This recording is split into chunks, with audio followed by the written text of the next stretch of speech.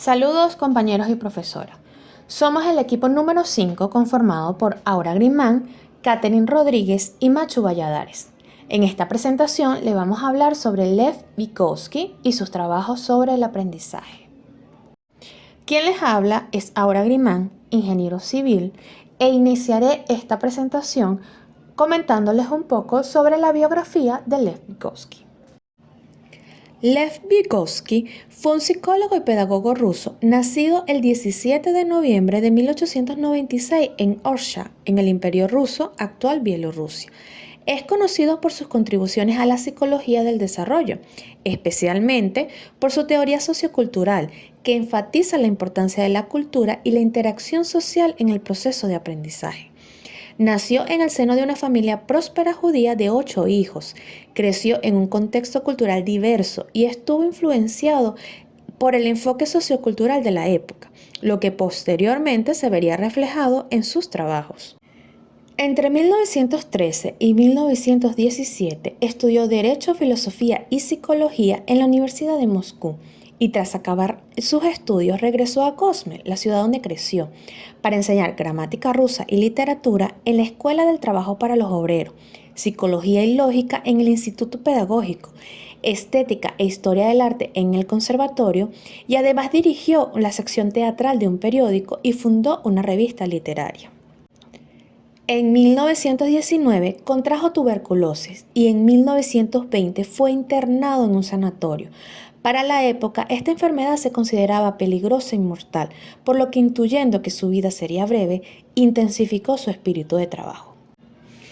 En 1924, Vygotsky contrajo matrimonio con Rosa Noévna Smayova, de cuya unión nacieron 2 hijas. Al mismo tiempo, presentó un ensayo sobre los métodos de investigación reflexológica y psicológica. Y en el Instituto Pedagógico creó un laboratorio de psicología para estudiar a los niños de los jardines infantiles que presentaban retraso en el aprendizaje. De aquí obtuvo material fundamental para lo que sería su libro Psicología Pedagógica, que fue publicado en 1926. Pero antes de eso, en 1925, Vygotsky trabajó en el Instituto de Psicología de Moscú y creó un laboratorio de psicología para la infancia normal. Ese mismo año ingresó al hospital por una grave recaída de la tuberculosis, momento en que dedicó para terminar su tesis de psicología del arte, que sería defendida en otoño, pero que no alcanzaría a editar. Nuevamente, fue internada en el hospital en 1926, donde escribiría su ensayo sobre la significación histórica de la crisis en psicología, texto que tampoco se publicaría. A comienzos de 1929, como su reputación crecía en toda la Unión Soviética, fue invitado a formar pedagogos y psicólogos en la Universidad de Asia Central.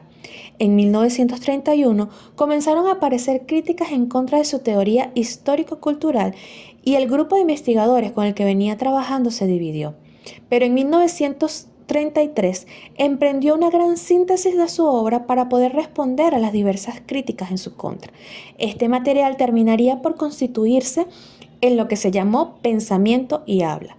En la primavera de 1934 sería hospitalizado y dictaría desde su cama el último capítulo de esta obra, publicado poco después de su muerte con el título Pensamiento y Lenguaje, con los vetos y recortes a los que fue sometida la obra para que pudiese ser publicada. Tras esta última vuelta al hospital, el 10 de junio de 1934, Vygotsky muere de tuberculosis a los 37 años de edad. La mayoría de sus escritos fueron publicados póstumamente y el enfoque de sus obras se centra en la importancia del lenguaje y la comunicación en el desarrollo del pensamiento y la conciencia. A pesar de su breve vida, Vygotsky es considerado uno de los psicólogos más significativos del siglo XX y su trabajo ha tenido un impacto duradero en la psicología, la educación y otras disciplinas relacionadas al aprendizaje y al desarrollo humano, por lo que su legado continúa hoy en día influyendo en la teoría y en la práctica educativa de todo el mundo. Estimada profesora y compañeros, un placer saludarles. Mi nombre es Katherine Rodríguez, de profesión odontólogo, y continuando con esta explicación de mi grupo, voy a explicar lo que son los postulados teóricos de Lev Vygotsky. Para ello es importante considerar lo que él denominó la teoría sociocultural. Para Vygotsky, el conocimiento y la actividad mental del niño se originan mediante la interacción con otras personas. El proceso de desarrollo consiste en interiorizar progresivamente lo que previamente se ha conseguido con ayuda de otros. Es decir, que el individuo requiere estar en sociedad para poder desarrollarse. Pongamos un ejemplo claro de una niña llamada hipotéticamente Claudia, que tiene 5 años, cuyos padres le regalan una bicicleta. Al principio ella va a acercarse a la bicicleta, va a observarla, puede montarse en ella, pero no manejarla. Va a requerir ayuda de sus padres para poder comenzar a dominar esta habilidad. Una vez ella ya practique varias veces esta habilidad, podrá conseguir lo que es dominar ella sola, estar en esta bicicleta. Es así como Vygotsky nos indica 3 conceptos básicos de su enfoque vygotskiano. El primero, la zona de desarrollo próximo. El segundo, la ley genética cultural. Y como tercero, 3 conceptos claves como la mediación, internalización y actividad. Procederemos a definir lo que es la zona del desarrollo próximo, en la que es importante comprender que existen lo que él llamó 2 niveles de desarrollo en el individuo. Para ello vamos a ejemplificarlo con este gráfico. Esta línea recta blanca continua nos va a indicar el nivel de desarrollo real del individuo y esta línea punteada nos va a indicar el nivel de desarrollo potencial. El nivel de desarrollo real es definido como aquellas habilidades, conocimientos que ya forman parte del individuo, que están intrínsecas en él, mientras que el nivel de desarrollo potencial está definido como aquellas habilidades, destrezas, conceptos que están próximas a él, es decir, que las tiene alguien de su entorno, pero que no las tiene él todavía.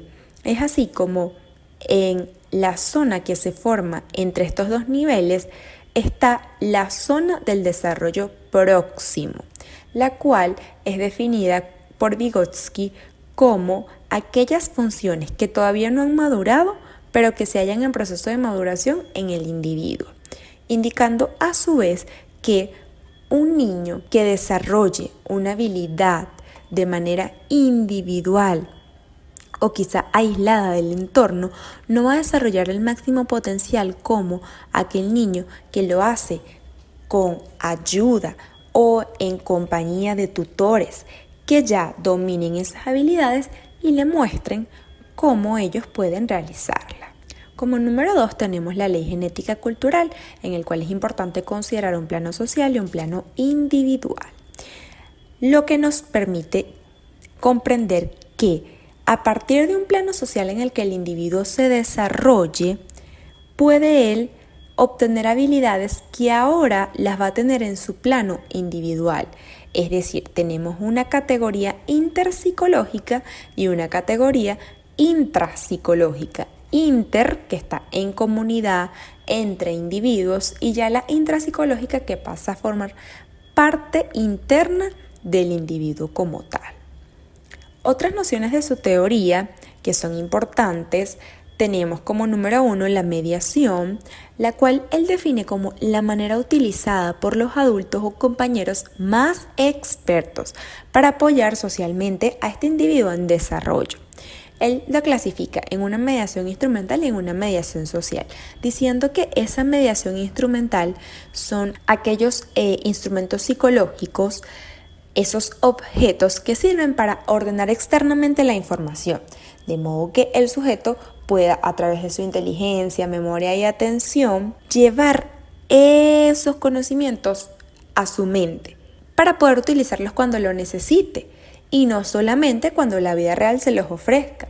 Entre estos instrumentos puede ser una moneda, una agenda, una regla, un mapa, unos signos, entre otros. Y a su vez tenemos la mediación social, que puede ser entendida como esta mediación instrumental, pero de forma interpersonal, dada entre dos o más individuos que cooperan en una actividad conjunta o colectiva.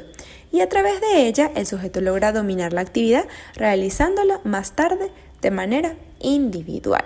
Y es así como va construyendo su conocimiento. Entre otras nociones de su teoría, tenemos como número 2 la internalización, la cual él define como la construcción interna de una operación externa. Un ejemplo de esto es un niño, un bebé, que estira su mano para tomar un objeto.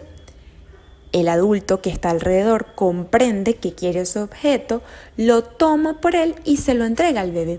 En ese momento, el bebé internaliza que ese gesto que él hizo le permite comunicarse con su entorno y que tiene un significado. Es así como pasa esa operación externa a reconstruirse de forma interna y tener un concepto para él. Una actividad externa se reconstruye y comienza a suceder internamente, y un proceso interpersonal queda transformado en otro intrapersonal. La internalización permite la transmisión y adquisición de conocimientos y patrones culturales. Como tercera noción de su teoría tenemos la actividad, la cual es definida como la participación en procesos habitualmente grupales, donde se coopera, se intercambian ideas, se ayuda en el aprendizaje y se adquiere la riqueza cultural de la humanidad. Es así como el niño, al participar en estos procesos, no solamente está sometido a ver colores, formas, sino a un proceso de aprendizaje. Y lo podemos evidenciar en este gráfico, donde podemos resumir esta teoría de Vygotsky, en la cual él indica que la actividad en conjunto de la interacción social, los instrumentos psicológicos, una vez se internalizan en el individuo, le permite apropiarse de esos conocimientos, de esas habilidades y ser transformado. Y no solamente ser transformado él mismo, sino llegar a desarrollarse máximo potencial para así poder aportar a la sociedad donde se desenvuelve e inclusive transformarla. Hola, le habla el ingeniero Machu Valladares y vamos a hablar sobre los principios fundamentales de Vygotsky y el constructivismo. Para esta teoría, la conciencia humana está constituida por los sentimientos, los contenidos y los procesos mentales. Es bastante sencillo imaginarse la integración de estos tres factores: los sentimientos humanos, por supuesto, como la base; los contenidos, que es lo que se supone que debe haber aprendido el ser humano en algún momento, o sea, sus recuerdos básicos; y por supuesto, los procesos mentales, que son aquellas cosas que uno aprende por sí solo. Por ejemplo, cuando te machucas un dedo, sabes que al golpearte el dedo te va a doler. O cuando, a través de tus pensamientos, llegas a una conclusión determinada. También afirma que la génesis social de la conciencia y la conducta comienza con las relaciones sociales humanas. Es decir, apenas nos relacionamos con un ser humano, comienza nuestra génesis de conciencia. Es decir, que en el caso de los bebés que se encuentran en el útero, su primera relación es con su mamá. La escuchan, la sienten, la perciben y se tratan de comunicar con ella a través de sus pataditas que todo el mundo conoce.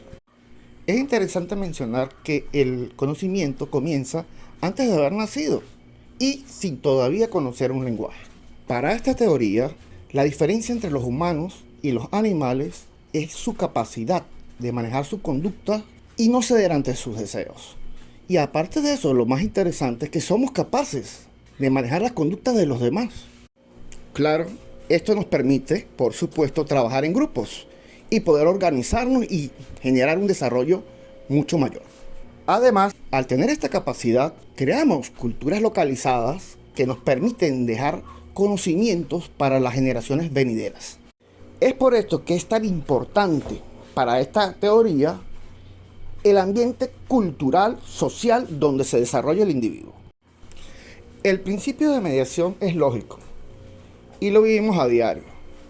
Por supuesto, todas las publicidades que nos emiten por televisión, por periódico, que ya no existe, pero por muchos medios de comunicación, están diseñadas para atacar ese punto. Y por supuesto, Cuestiones como el sexo, todo ese tipo de cosas que nos hacen resaltar y nos hacen que memoricemos rápidamente cierta información en vez de otra. Eso es básicamente el sistema que se usa para atraer y para vender o para distraerte en ciertos momentos. Esto es muy importante para un profesor. Uno tiene que atraer al alumno y buscar la forma de llegarle a ese punto que él desea para que justamente el conocimiento sea su gratificación. La gratificación para el ser humano no es directa. En muchos casos es para él más interesante el proceso, ya que en él aprende o simplemente se divierte. Es por eso que a veces es interesante o es importante para el profesor ubicar cómo generar ese punto de gratificación y lograr que el alumno se divierta mientras aprende, ya que esto le permitirá absorber más información y lo ayudará a que esa información quede registrada más profundamente dentro de su mente. Es decir, que esta información le durará más tiempo y la recordará por el resto de su vida. Como es lógico, el lenguaje es fundamental para la comunicación social y cultural del individuo. Por eso es que es tan importante entender la forma de comunicación que sigue evolucionando. Claro, esto depende de cada cultura y como la cultura sigue avanzando, depende de cada individuo y del momento cronológico donde se haya desarrollado. Es por eso que uno como profesor debe adaptarse a los nuevos lenguajes. También ocurre que los lenguajes son sociales. ¿A qué me refiero con esto? Cada sociedad, cada grupo sociocultural tiene diferentes lenguajes. Los doctores se comunican de forma diferente a los ingenieros, tienen términos diferentes, por supuesto, dependiendo de sus carreras. Es por esto que el lenguaje es tan importante, el enfoque del mismo, por supuesto, debe ser correcto para lograr una comunicación efectiva. La zona de desarrollo próxima es la zona de conocimiento donde puede alcanzar un estudiante al ser ayudado y motivado adecuadamente por su profesor. Para el constructivismo es muy importante interlazar el conocimiento nuevo con el conocimiento que se posee anteriormente. Es decir, es como una estructura donde se crean los primeros pisos, el segundo piso y se va creciendo. De esta manera aseguras que el conocimiento sea más duradero, es decir, permanente. Nuevamente, Aura Grimán continuando con la presentación, en esta ocasión para hablarles un poco sobre la concepción del aprendizaje según las teorías de Lev Vygotsky. Para Vygotsky, el aprendizaje es un proceso profundamente social y cultural que se ve influenciado por las interacciones con otros, el uso del lenguaje y las herramientas culturales y el contexto en el que se lleva a cabo. Su enfoque, conocido como la teoría sociocultural, se centra en las siguientes ideas clave. Número 1. La interacción social. Vygotsky creía que el aprendizaje es inherentemente un proceso social. Los individuos aprenden a través de las interacciones con otros, especialmente con aquellos que están más avanzados en conocimientos y habilidades, como son los padres, los maestros y los compañeros. Número 2. Zona de desarrollo próximo. Este concepto se refiere a la distancia entre el nivel de desarrollo actual de un niño, es decir, lo que puede hacer por sí solo, y su nivel de desarrollo potencial, es decir, lo que puede hacer con asistencia. Vygotsky argumentaba que la enseñanza efectiva debe centrarse en la zona de desarrollo próximo, proporcionando apoyo y andamiaje para ayudar al estudiante a alcanzar nuevos niveles de comprensión. Número 3. Herramientas y signos. Vygotsky enfatizó el papel de las herramientas culturales, como son el lenguaje, los sistemas de escritura y otros símbolos, en el proceso de aprendizaje. Estas herramientas no solo permiten la comunicación, sino que también moldean el pensamiento y la percepción que se tiene del mundo. Número 4. El lenguaje como instrumento de pensamiento. Según Vygotsky, el lenguaje es fundamental para el desarrollo cognitivo. A través del lenguaje, los niños internalizan procesos de pensamiento y construyen su comprensión del mundo. El diálogo y el intercambio verbal son cruciales en el aprendizaje. Número 5. Constructivismo social. Vygotsky promovió la idea de que el aprendizaje es un proceso constructivo, donde los individuos construyen su comprensión a través de la experiencia y la colaboración social. El conocimiento, por tanto, no es algo que se refiere de manera pasiva, sino que se construye activamente en un contexto social. Para finalizar con esta presentación, vamos a hablar entonces de la aplicación del proceso de aprendizaje basado en el trabajo de Vygotsky en las diferentes carreras a las que pertenecen cada uno de los miembros de este equipo. Iniciaré yo, Aura Grimán, con la aplicación en mi carrera Ingeniería Civil. Dentro de los trabajos de Vygotsky, la zona de desarrollo próximo se puede considerar como uno de los conceptos principales, ya que ha sido fundamental dentro de lo que es la pedagogía y la enseñanza. En el ámbito de la ingeniería civil, esto se puede aplicar en el uso de tutores y mentores para facilitar que los estudiantes avancen en su aprendizaje. Por ejemplo, un ingeniero más experimentado puede trabajar con estudiantes en proyectos, ayudándoles a entender conceptos complejos y aplicar teorías en situaciones prácticas. De igual manera, se pueden organizar actividades en las que los estudiantes trabajen en equipo, donde los más avanzados ayudan a los que están aprendiendo. Esto permite que todos los participantes desarrollen sus habilidades dentro de la zona de desarrollo próximo. Por otra parte, la interacción social es un tema regular en los trabajos de Vygotsky. Y dentro de esta rama de ingeniería civil puede aplicarse en lo que es el trabajo en equipo y las simulaciones de proyectos prácticos. En ingeniería civil a menudo se requiere la colaboración de profesionales de diferentes disciplinas.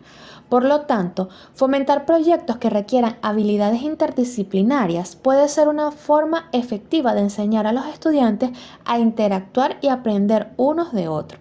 De igual manera, realizar talleres y simulaciones donde los estudiantes puedan experimentar en un entorno controlado y discutir sus enfoques y soluciones en grupo puede ayudar a integrar conocimientos teóricos con aplicaciones prácticas. La aplicación en el proceso de aprendizaje es posible en la profesión de odontología, debido a que conforme a los postulados de Vygotsky, su teoría sociocultural es aplicable a la formación de estos profesionales, debido a que los conocimientos y habilidades en el área de odontología no pueden ser adquiridos de forma aislada. Se requiere ser parte de una sociedad de profesionales, de tutores, de profesores, que sean especialistas en las distintas áreas de odontología y puedan otorgar conocimientos al individuo para que éste pueda desarrollar su máximo potencial y así desarrollarse como un profesional en el área de la salud bucal. Es así como se evidencia la zona de desarrollo próximo, puesto a que este individuo está expuesto a profesionales que ya tienen esos conocimientos, ya tienen esas habilidades y que están próximas a él, están a su alcance. Y ya luego van a pasar a formar parte de su zona real, porque va a ser un conocimiento intrínseco, además de que va a pasar de un plano social a un plano individual y desde una categoría interpsicológica, que es donde se desenvuelve con sus compañeros, con sus profesores, a una intrapsicológica.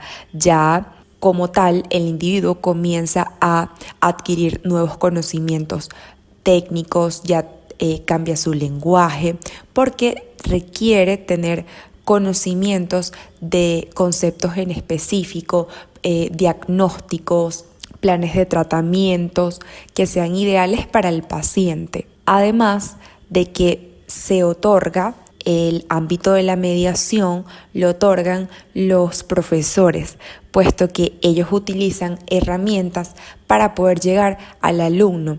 Y nosotros que estamos estudiando este diplomado podemos implementar inclusive esta mediación. Tenemos herramientas para poder llegar al alumno y que éste pueda entonces convertirse en un profesional de la salud bucal y pueda internalizar estos conocimientos, además de ser parte de ellos, llevarlos a la práctica a través de la actividad, que es como realmente se realiza en la en la formación universitaria, que el estudiante ve una serie de conocimientos, de bases teóricas y luego puede llevarlo a una actividad, inicialmente una preclínica, para ya luego poder ir a la clínica y atender a sus pacientes, poder poner en práctica todos estos conocimientos adquiridos y así pues poder desarrollarse como un profesional de la salud bucal. Buenas, le habla el ingeniero Macho Valladares. En esta ocasión hablaremos acerca de la aplicación del proceso de aprendizaje de Vygotsky en la ingeniería. Para comenzar podremos mencionar los aspectos socioculturales de la ingeniería y el lenguaje, ya que, por supuesto, como todo el mundo sabe, la ingeniería tiene su lenguaje técnico muy bien definido. Esto crea una subcultura. Por supuesto, es mucho más fácil aprender entre ingenieros que se comunican de la misma manera que aprender de gente extraña a nuestro lenguaje. Además, los conocimientos son entrelazados. Quiere decir que generalmente para aprender una cosa tienes que saber otra, ya que en la ingeniería todo funciona como un sistema de engranajes y debes saber muchas cosas para que logres resolver un problema. Como se observa, tiene que ver mucho con la teoría que estamos explicando. Es curioso también que muchas de las cosas se deben aprender manualmente, es decir, requieren habilidades manuales específicas para poder trabajar en campo. Lógicamente, para que los conocimientos sean más permanentes, deben estar entrelazados entre sí, lo cual coincide también con la teoría. Y como la práctica en campo es uno de los aspectos donde más se genera conocimiento, claro está, esto también ayuda a reforzar el conocimiento permanente, tal como la teoría también lo explica. Para concluir, debemos mencionar que la ingeniería es una cultura progresista, quiere decir que cada vez va cambiando y tú tienes que aprender desde que arrancas hasta que simplemente mueres o dejas de practicar la ingeniería. Curiosamente, esto también concuerda con la teoría. Hasta luego. En pantalla le estamos dejando las referencias bibliográficas que utilizamos para realizar esta presentación. Si quieren ahondar más sobre el tema, los invitamos a consultarlas. Muchas gracias.